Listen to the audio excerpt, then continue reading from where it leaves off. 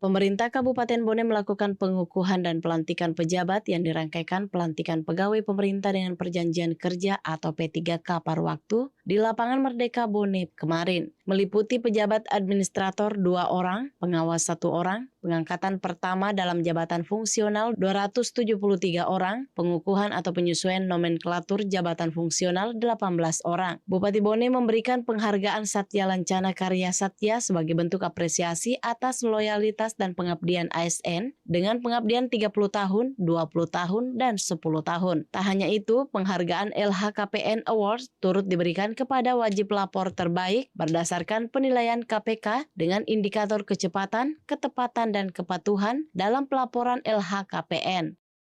Serta tanggung jawab terhadap kesejahteraan rakyat. Sumpah ini di samping saksikan oleh diri sendiri dan oleh semua yang hadir sekarang. Penghargaan PNS Teladan juga dianugerahkan kepada ASN yang dinilai memiliki kinerja dan dedikasi tinggi, meliputi penyuluhan pertanian teladan, pengelola RPH atau inseminator teladan. Penilaian juga dilakukan berdasarkan kinerja pelayanan langsung kepada masyarakat, tanggung jawab penyelesaian tugas, serta kedisiplinan penuh selama 6 bulan berturut-turut tanpa pelanggaran kehadiran. Informasi selengkapnya dapat Anda baca di portal berita kami rri.co.id dan jangan lupa untuk mendownload aplikasi RRI Digital di Play Store.